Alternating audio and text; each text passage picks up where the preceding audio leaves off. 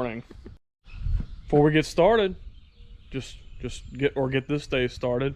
Have you hit that like button and subscribed yet? Sure be cool if you did.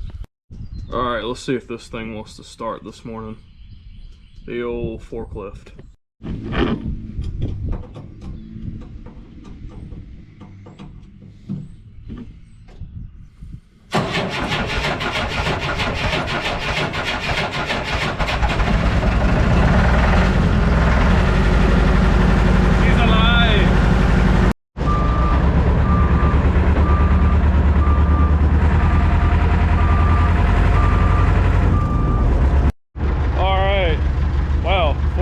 Is making out good. She's gonna get another view in this video. I gotta move this so we can load peanut seed, because today's peanut planting day. Finally, the weather's finally cooperating with us, so it's time to go put some seed in the ground.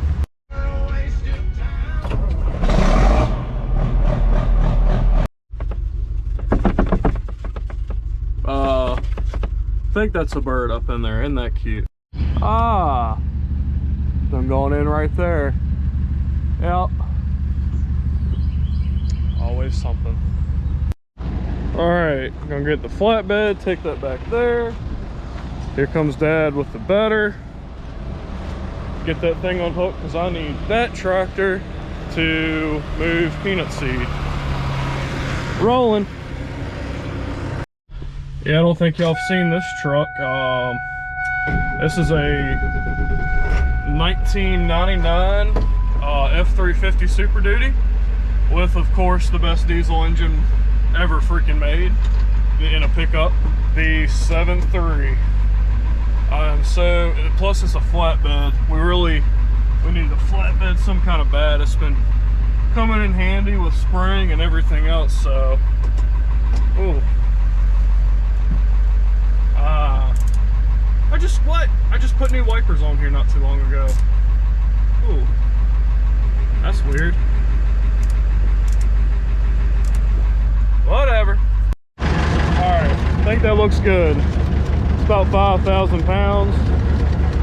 Tires are squatting a little bit. It's an F350, she'll handle her. Alright, now gotta get the Enfuro tank ready, which I think Dad's already done that, so we should be good to go. Planter is back there. We'll see if we need to move any equipment to get that out. All right, got the planter moved out of the shelter. That's in our Enfuro tank on the front. That's 300 gallons. Then we have the starter 2x2 tank, which is 250 on each side, so it holds about 500 some gallons. And then I'll show you our planter setup, because I know I was talking about 2x2 in the last video. So here you have the no-till coulter that goes in front of, this is where your seed comes out of these coulters right here. This is the 2x2, and like I said, the 2x2 comes out by the seed 2 inches in front and 2 inches there. So as soon as that seed comes out, it's hitting that nitrogen starter, whatever you want to call it. Then you have your depth gauge wheels, which are controlled by the silver lever up there at the top. Here, I'll show you this unit down here by this lever. And then once the seed comes out, which there's the tube right in there, it comes down. Then you have your furrow. We just added these this year, which I think are doing a fantastic job. I got some new closing discs on our cotton closing wheels.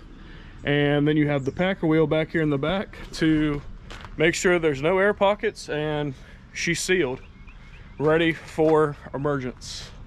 But the thing is like your normal like pinch wheel you would see on like a grain style planter.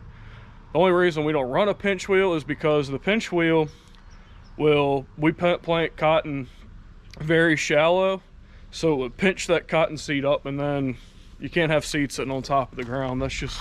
That's not how it works. Oh, and then here's where our Enfuro comes out. So it's got a stream that shoots down and goes right on top of the seed.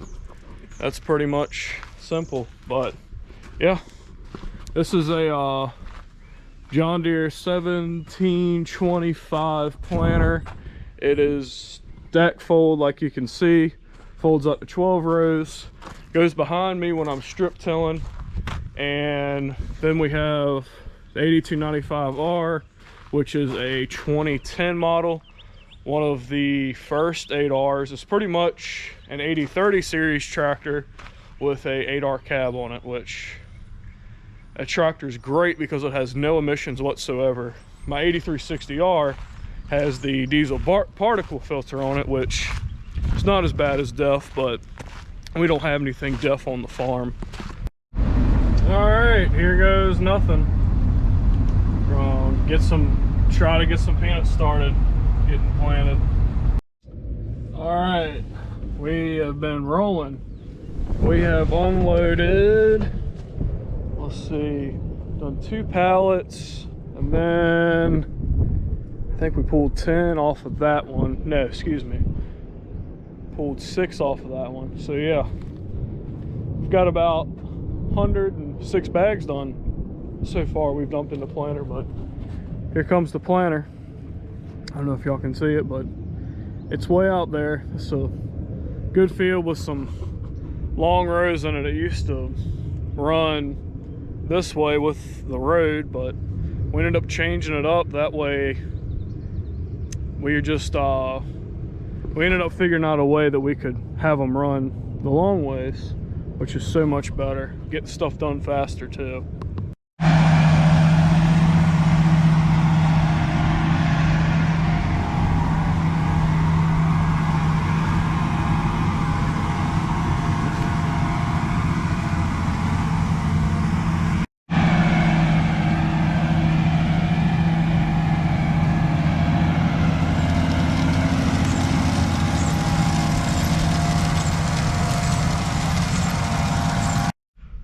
Tell you one thing, it is warm today, especially going from like the temps in the 60s last week, and then I sat there and wore a black shirt today, but I got my shorts on, so I feel a whole lot better, especially lifting all these bags. But yeah, it's warm. I'm gonna check the temperature real quick.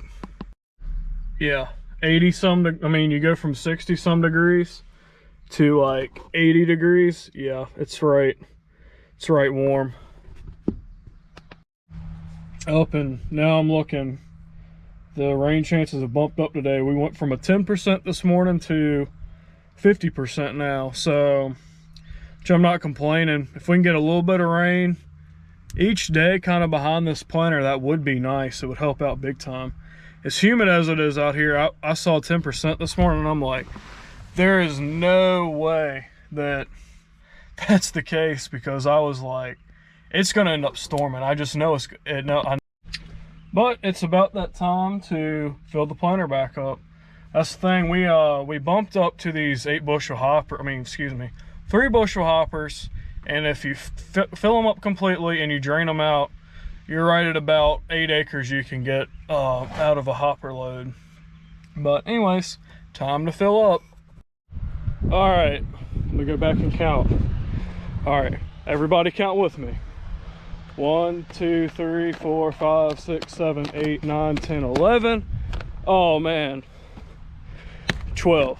All right, we got 1 for each hopper. Sometimes we put 12, 24, 18. It just depends on what it looks like and how much we think we can fit in there. All right, so take this string right here, pull it open, voila, bag is open. And just like that, all 12 bags are open. Guess I'm gonna have to climb up next time and get that one off the top up there. Dust is flying.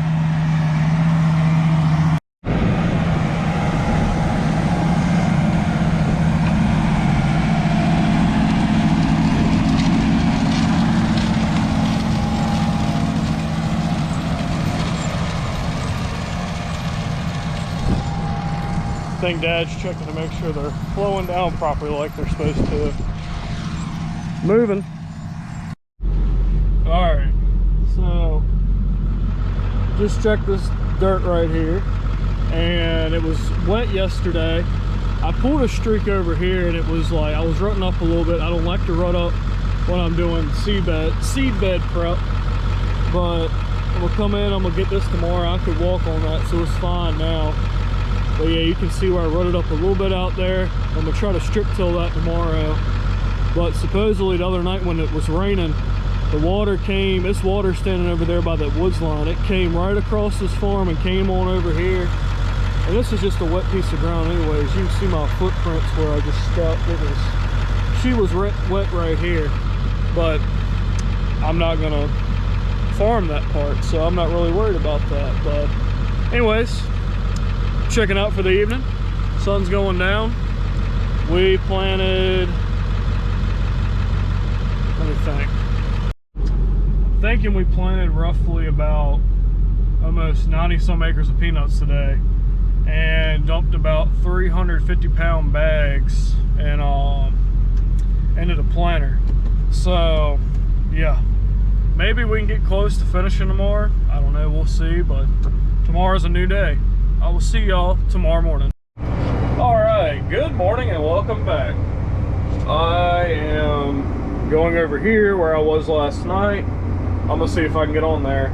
I hit a little bit of mud over, you can see that fresh dirt streak. I got in a little bit, but it's not nothing horrible. We could still plant into it, but letting my transmission calibrate real quick, and then I'm gonna go give her a try. Well, she's running up a little bit back there. It wasn't too terrible. But what's nice about these lift assist wheels is I can sit here and feather up on them a little bit just in case it gets a little sticky. All right, so over there, I'll probably drive closer so y'all can see it. That was all filled with water the other day. She was still sticky, but I still got a little bit over here by the woods. I don't know if something's blocked up in the woods or what we got going on.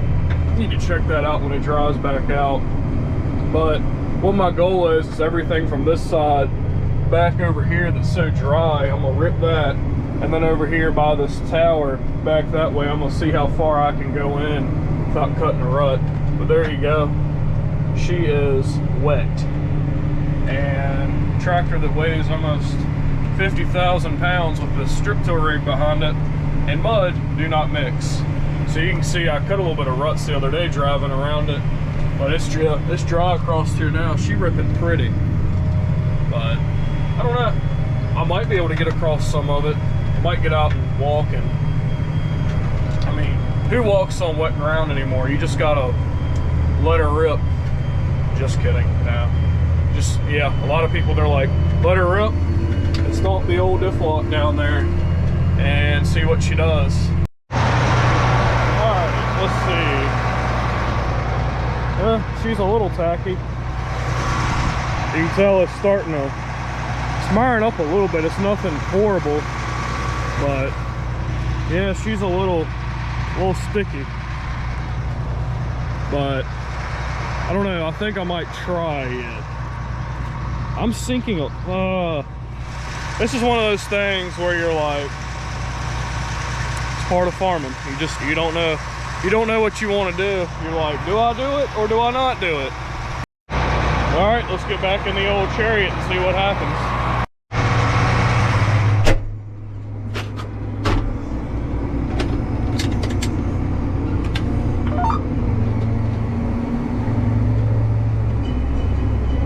Diff lock has officially been stomped.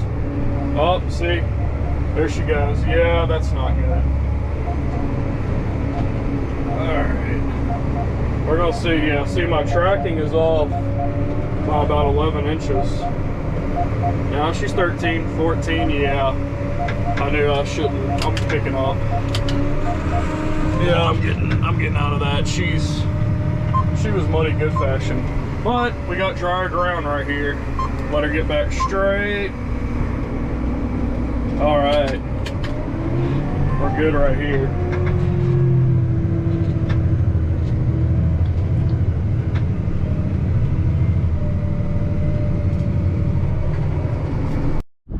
All right, peanut land is done. Got all this strip tilled out here.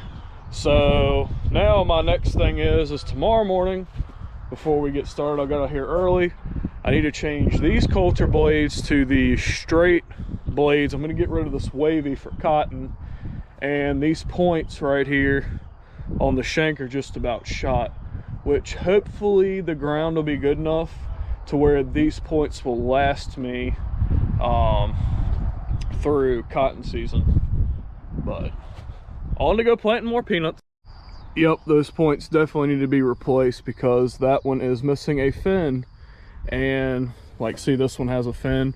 And what happens is when they get wore out, there's a weld bead that runs right along here, and that weld bead will disappear like running a grinder or something, and that fin goes pop. So yep, it's definitely time to replace the points.